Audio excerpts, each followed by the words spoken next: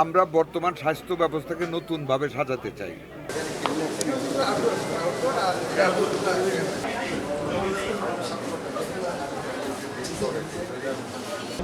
সবার জন্য সুস্বাস্থ্য নিশ্চিত করা, মানুষের ঘোরদৌড়ে স্বাস্থ্য সেবা পৌঁছে দেওয়া, সেই লক্ষ্যে আমরা বহুবিধ কার্যক্রম হাতে গ্রহণ করেছি।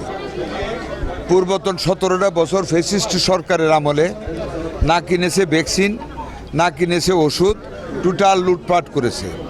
বিনা লোকবল নেয় নাই, যন্ত্রপাতি কিনেছে, যন্ত্রপাতি জংকার দইরা বিভিন্ন জায়গায় পড়ে আছে।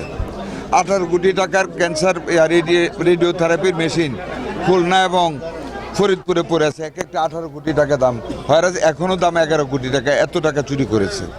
যাই হোক, অতীতের সমালোচনা করে তো লাভ নেই। আমরা বর্তমান স্বাস্থ্য ব্যবস্থাকে নতুনভাবে সাজাতে চাই। আমরা উপজেলা লেভেলে 101 শয্যা উন্নতি কাজ শুরু করেছি, 101 শয্যা করার জন্য। সেইখানে মডার্ন প্যাথোলজি থাকবে, মেয়েদের এবং ছেলেদের জন্য আলাদা ফিজিওথেরাপি থাকবে, ব্রেস্ট কর্নার থাকবে, অত্যাধুনিক প্যাথোলজি থাকবে এবং ভবিষ্যতে আমরা স্পেস রাখতেছি আগামী বছরের দিকে আমরা উপজেলা লেভেল পর্যন্ত কিডনি ডায়ালিসিস নিয়ে যাব 10 শয্যার। এখন আমরা জেলা মেডিকেল কলেজ হাসপাতালে 50 শয্যার কিডনি ডায়ালিসিস এবং জেলা হাসপাতালে 10 শয্যার কিডনি ডায়ালিসিস আমরা করতেছি। এগুলো হলো আসার কথা। আরও অনেক কার্যক্রম আমরা গ্রহণ করতেছি। আমাদের গত 17 বছরের এই স্বাস্থ্য খাতকে এমনভাবে অবহেলা করা হয়েছে।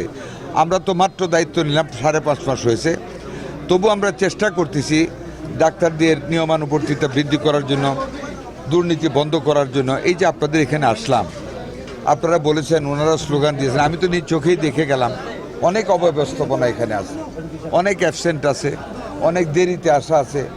আমি যথাযথ কার্যক্রম আমি এখান থেকে গিয়ে ঢাকা থেকে এগুলি নিব, আমি সব নোট করে নিয়েছি।